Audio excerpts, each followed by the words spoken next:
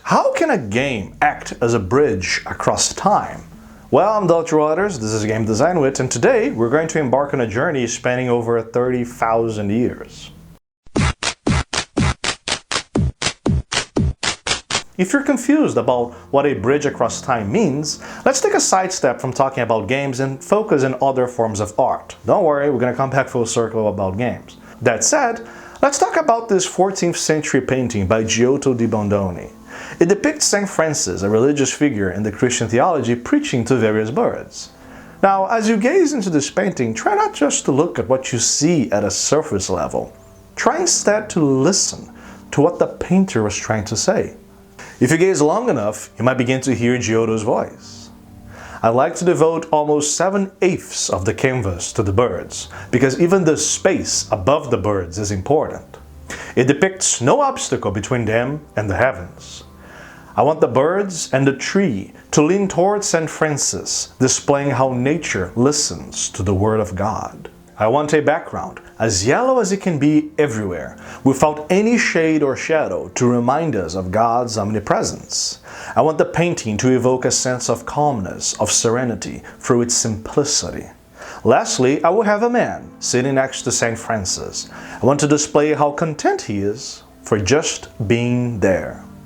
With every paint stroke, the artist tells us a story, and by doing so, he's making a series of choices. Such choices are nothing but a reflection of what the artist means for his theme. This painting clearly depicts Giotto's religious devotion, but it also displays Giotto's own personal view of religion. Let's work on this idea with a quick experiment. If I were to remove the man sitting right next to St. Francis, what would happen? Would St. Francis or the birds even notice that he's no longer there? Probably not, because he's seemingly irrelevant to what's going on. But who is this man? What is he doing there? In reality, this unidentified man could basically be anyone. It could be Giotto, it could be a friend of his, or it could very well be you, the viewer, gazing into the painting. To Giotto, this man wasn't just a man. He is mankind in itself. He is anyone and everyone.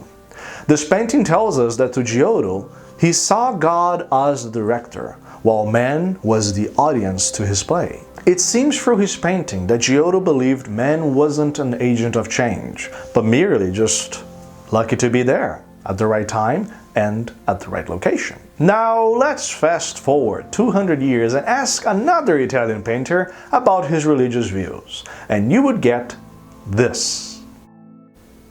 Do you notice anything different? This piece might not have so much of an impact on you since it can be found almost anywhere. It's one of the most famous works of art across time. But again, just don't look at it for what it's displaying. Ask yourself, what is the painter trying to say? To the left you have Adam, while to the right you see God, himself being carried by angels. Whereas in Giotto's painting God was the color yellow, to Michelangelo God was like a man. And if God and Adam were shaped similarly, one could then ask what other properties Michelangelo thought they'd share as well.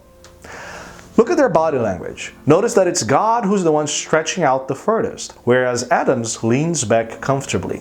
Even their fingers represent this motif as well. Look at how their legs are positioned, displaying a similarity in stance. Notice the overall symmetry as well, as if Michelangelo took a picture right the second before their fingers touched. Notice God's sharp focus on reaching out to Adam. This painting shows us that perhaps to Michelangelo, mankind wasn't just an audience anymore, but that man is the play in itself. Through their paintings, through art, we can talk with the authors across the millennia and understand how they saw the world, and therefore how the people around them saw it as well, or at least how their patrons saw it. But that is what art can do for us. History can tell us about the Renaissance and how it changed the European mindset. Science can tell us about the advancements that enabled new architectural and artistic feats, such as the improvements done to oil painting. But art tells us how it felt to be there, how those individuals saw the world, and how it felt to be like one of them. It tells us what they believed, what they thought, their fears, anxieties, hopes, dreams, ambitions, lusts, fears, joys, loves, sadness, beliefs, their existence. that they were alive, that they witnessed the world around them, that they were human, like you and I.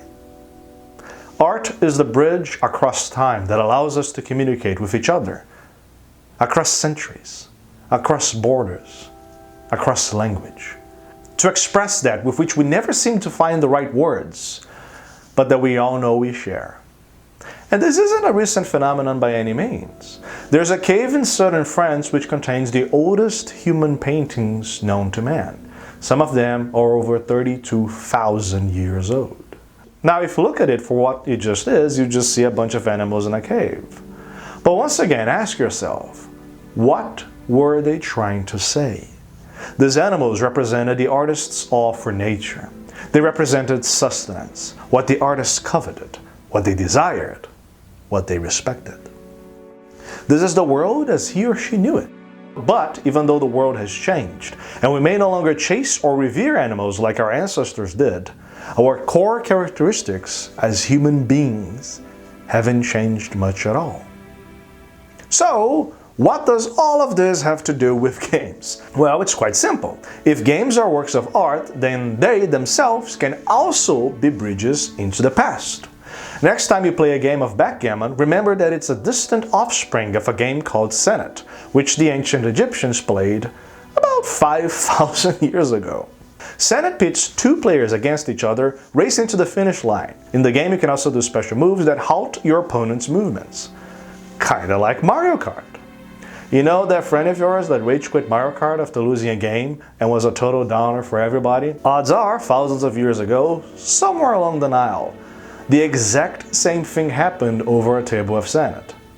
But the mechanics of the game senet also symbolize the movements of its pieces from the current life into the afterlife, which is a thing called, death, a concept that the Egyptians really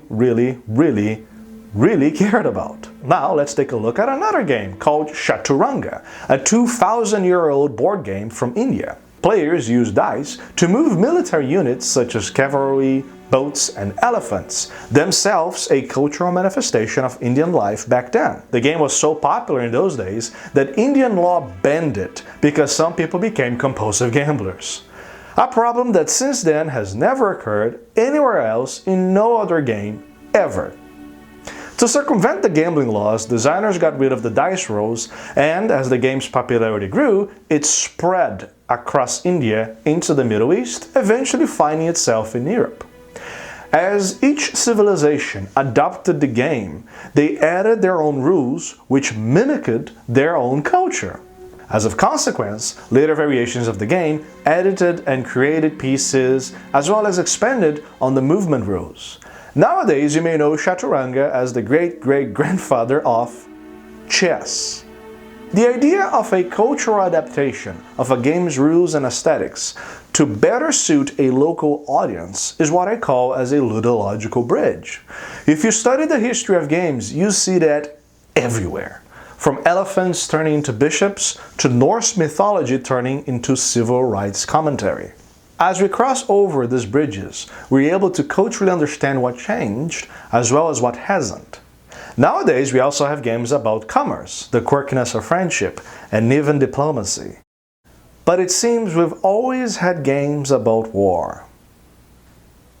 I wonder, what does that say about our nature? You tell me. Thanks for watching. I'll see you guys next time. Hey folks, if you like this video, make sure to subscribe and share as well. Also, if you can think of a good example of a ludological bridge, drop a comment below because I'd love to chat with you about it. Lastly, if you want to see another video of mine where I talk about the meaning in games, click on this link as well, where we're going to talk about Red Dead Redemption. I don't know how to end this video with a quirky thing.